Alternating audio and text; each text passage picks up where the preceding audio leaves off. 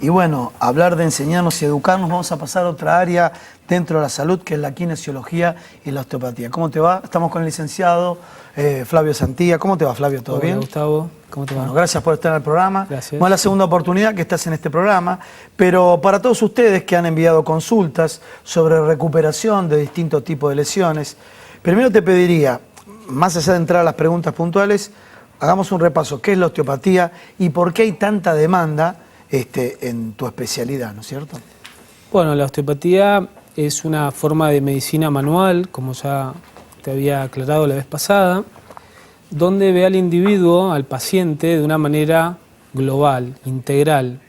Nosotros nos valemos de técnicas manuales porque en la evaluación se trabaja con test de movilidad, ¿sí? Ponemos en práctica la anatomía, la biomecánica, la fisiología, Sí. la patología. Y bueno, esto es importante verlo al paciente desde la parte holística, ¿sí? De la parte integral. Esto justamente acá en Argentina lo estamos haciendo mediante una formación de 5 años, en mi caso especial como una formación de posgrado de kinesiología. Bien, ¿cómo se maneja una consulta osteopática? O sea, ¿qué características tiene? ¿Cómo son los tratamientos? ¿Cuáles son las señales que tiene que tener un paciente para irlo a ver ustedes? Bueno, el paciente hoy todavía, a pesar de que se está empezando a divulgar mucho la osteopatía, ya están derivando los médicos a hacer osteopatía, la mayoría de los pacientes llegan de boca a boca. La mayoría de las causas en la consulta es el dolor. El dolor en alguna parte muscular, ósea, ¿sí? Osteomioarticular. La consulta ¿Qué significa osteomioarticular? Justamente en algunos de los tejidos que estoy nombrando. Osteo, hueso, miomuscular o a nivel de la articulación, ¿sí? Por ejemplo, una cervicalgia, una lumbalgia, dolor en la zona cervical, dolor en la zona... No tenemos que olvidarnos que la mayoría de las algias como causas en realidad son efectos, son síntomas. Sí. Cervicalgia, por ejemplo, nada más me está diciendo a mí que hay un dolor en esa zona, bien, en la zona cervical. Entonces lo que hace el osteópata se vale de técnicas de evaluación. Obviamente en la primera sesión el paciente viene con los estudios. Nosotros, mediante todo este conocimiento que tenemos previo, evaluamos los estudios, sí, hacemos una evaluación estática de ese paciente, una evaluación dinámica, o sea, le hacemos pedir movimientos, algunos movimientos básicos y algunos movimientos que reproduzcan el dolor. Mediante esto vamos a hacer un análisis ortopédico. Disculpame, te interrumpo acá. Cuando vos decís movimientos que produzcan el lugar, ¿qué le decís? Bueno, decime en qué lugar te duele y girar en esa zona. ¿Cómo sería la relación? Bueno, yo en mi evaluación dinámica lo que le pido al paciente, si es un dolor, por ejemplo, a nivel de la columna lumbar, a la parte de la cintura, le pido al paciente que se incline hacia adelante, hacia atrás, hacia los costados y que me vaya diciendo a mí en dónde le duele y en qué parte le duele. Entonces nosotros mediante esa movilización, esto es una movilización muy básica, vamos más o menos atando los cabos para imaginarnos de cuál es el origen de ese dolor. Esa es una manera, ¿sí? A nivel del movimiento. ¿Y el tratamiento que hacen que lo hacen en tu especialidad, los osteópatas, genera dolor, no genera dolor? ¿Cómo es? El tratamiento dentro de la formación, yo me acuerdo que nos decían que todas las técnicas osteopáticas no deben generar dolor. Bien. Y en realidad no es tan así. Depende la tendencia que tenga uno de trabajar con tal u otro tipo de técnicas, va a depender si esto puede ser sensible o no. Bien. El dolor puede generarle un poco de dolor en el momento de la técnica porque estamos tratando seguramente un tejido que está inflamado, que está con tensión, pero automáticamente cuando se retira la mano a la hora de la palpación de la técnica, el dolor se va. ¿Sí? O sea, se va el dolor que yo le provoco a la hora de la técnica. Sí, sí. En general es indolora la sesión, ¿sí? Bueno, eso es importantísimo, ¿no es cierto? Para no generar ningún tipo de... Sí, obviamente algunas cosas me va a generar dolor, pero el paciente no se va a ir más dolorido de cómo llegó. ¿Estamos? Esa es la característica. Bien, ¿y cuáles son las lesiones más frecuentes que hay que recurren a la osteopatía? Las lesiones más frecuentes por ahora, por este pseudo desconocimiento que hay con la especialidad, son los dolores articulares y musculares. Bien. ¿Sí? Por ejemplo, la lumbalgia es algo que se consulta mucho. Disculpa que te interrumpa, ¿y por qué la lumbalgia? ¿Por qué se presta más? Y la lumbalgia le genera a la gente, a nosotros, a vos, seguramente a mí, esta idea de incapacidad, ¿sí? Bien. Y la incapacidad de no saber, obviamente, primero el dolor, que el paciente no se aguanta el dolor, y después el pronóstico de ese dolor. Digo, si a los 25 años me empieza a doler la cintura y tengo un brote o un pico de dolor agudo en tal zona, esto, digo yo, calculo a los años, a lo mejor, no sé, bueno, es toda una cosa más de imaginación de la gente. Y bueno, por esto consultan mucho porque bueno, con las técnicas realmente mejoran mucho. Bien. Y esto hace que de boca a boca el paciente vaya llegando a la consulta. Bien. Esa es una, ¿no? Sí, de sí. las más comunes. Hay muchas. Ahora habíamos hablado un poco del bruxismo la vez pasada, sí, de los dolores de cabeza.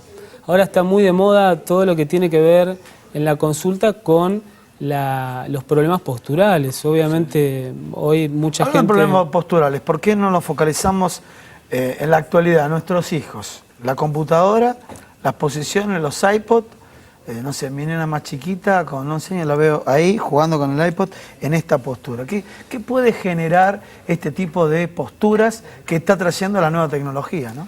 Imagínate vos un chico donde está creciendo, es como el árbol cuando nosotros plantamos un árbol y tratamos de que el árbol crezca derecho.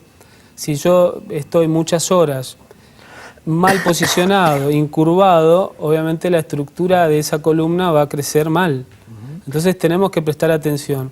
Una cosa importante son los ojos, porque uno no habla muchas veces de los ojos cuando habla de postura. Por ejemplo, si uno está mucho tiempo sentado frente al monitor, se habla mucho de la altura y la distancia de ese monitor, que habíamos dicho en el programa pasado sobre la ergonomía, ese estudio que se hace. Lo que nosotros tenemos que tener en cuenta, no solamente esa distancia, sino también que cuando estamos viendo frente al monitor, ese monitor me genera un reflejo. Si ese reflejo yo lo mantengo mirándolo durante mucho tiempo, me genera una sequedad de lo que es el ojo. Bien. Esto me genera alteraciones propias del ojo. Obviamente con todo el reflejo que esto me genera a nivel de la musculatura cervical alta y los dolores de cabeza posteriores, las contracturas cervicales, los adormecimientos de la mano, las parestesias, como le llamamos nosotros. El adormecimiento de la mano está relacionado con cervicales, ¿no es cierto? Generalmente está relacionado con cervicales. Yo te cuento así rapidito para que vayas viendo cómo vemos un adormecimiento de la mano. Podemos pensar en algo central a nivel de la columna y también tenemos que pensar que ese nervio que llega a la mano se forma de las raíces que salen de la médula por cada uno de los agujeritos de la columna cervical. ¿Y entonces? Entonces, nosotros pensamos que de las raíces se forma un tronco, ese tronco va a ir a terminar a la mano, va pasando por lugares que son estrechos y le llamamos desfiladeros a esos lugares. Muchas veces ese nervio, ese plexo braquial que va a dar a su terminación por X nombre, puede ser sufrido, digamos, ese nervio por una compresión a nivel de su recorrido. Muchas veces a nosotros nos dicen que todo lo que genera el adormecimiento de la mano tiene que ver con las cervicales. Y probablemente tiene que ver con la parte terminal, como por ejemplo el túnel carpiano, o bien donde ese nervio puede ser comprimido. Puede ser comprimido a nivel de un músculo, porque atraviesa músculos, puede ser comprimido a nivel de ligamentos, a nivel de otros desfiladeros que nosotros minuciosamente vamos evaluando cada uno de ellos. Lo tratan para eliminarlo. Primero se hace una evaluación minuciosa del recorrido del nervio. Tenemos que saber dónde específicamente ese nervio está comprimido y se usan las técnicas adecuadas para liberar ese nervio. Perfecto. ¿Estamos? Una de las teorías dice que para que dé sintomatología a la mano, tiene que haber 2 o más zonas de compresión del nervio. Con una sola no alcanza, a no ser que sea muy grande. Hablando de 2 o más horas, por ejemplo, cuando uno está durmiendo, te digo, porque a uno le pasa o escucha a un familiar, a un hijo, casualmente uno está dormido y, uy, se me durmieron las manos, o está relacionado con eso, está habiendo compresión en algún nervio y genera eso. Claro, el nervio es el que está generando el síntoma. Sí. ¿Sí? Hay algo que lo está comprimiendo. Sí. ¿Estamos? Sí. También el nervio puede tener un problema propio, como por ejemplo una diabetes, Correcto. una polineuritis Bien, periférica. perfecto, sí, sí. Hay problemas propios de la estructura y hay problemas que son la mayoría propios de la función. Si yo estoy desmoronado, me va a generar una compresión seguramente a nivel supraclavicular, por encima de la clavícula, donde me va a generar una compresión de esa zona del plexo y me va a dar los síntomas a distancia. Por eso nosotros, el paciente, cuando hablamos de dolor, no debemos olvidarnos que el dolor, por concepto, en general es el síntoma, y no la causa. En general, a no ser que venga alguien, me dé un golpe, y claro, eso causa síntoma. Perfecto. Bueno, y para cerrar, 2 extremos, te voy a hacer preguntar, de los alcances de la osteopatía. Por un lado, los deportistas de alto rendimiento, y por otro lado, los jubilados también pueden tener, o sea, necesitar de tu especialidad. Claro, la osteopatía se puede trabajar desde el bebé, desde el primer minuto de nacido, primer día, hasta un anciano, ¿sí?, que tenga algún tipo de problema. Para todo, el alto rendimiento se siente favorecido porque es movimiento. Nosotros lo que generamos en ese paciente, en esa persona, es movilidad. Movemos zonas que se mueven poco, le damos movilidad, el atleta seguramente lo va a aprovechar, él vive de esto. Una persona ya añosa, por la retracción de los tejidos, obviamente esto me puede generar síntomas. Síntomas de tipo muscular y de retracción en general de toda la parte ósea articular. Obviamente uno por ahí pregunta la artrosis, ¿sí? Uno dice como artrosis, ¿se trata la artrosis?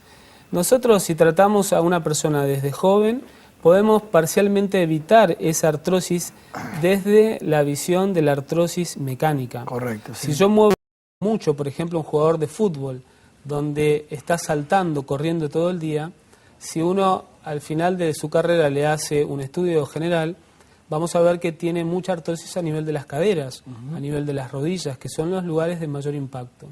Si yo al paciente lo trabajo de joven con osteopatía, a nivel articular, sobre todo articular, ese paciente a finales de su vida se va a sentir seguramente mucho más favorecido. Nadie tiene una bola mágica, nadie sabe qué va a pasar dentro de 20 años o si yo te hubiese atendido, cómo estarías ahora.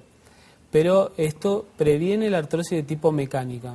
Perfecto. Bueno, la verdad, pero muy interesante. Bueno, te agradezco muchísimo tu participación. Te vamos a invitar a otro programa y vamos, a avanzar sobre alguna patología específica, si te parece. Muy bien, gracias. Y con algunas imágenes. Bueno, muchísimas gracias. Gracias. ¿Tu teléfono de contacto, por favor? 4832-5363.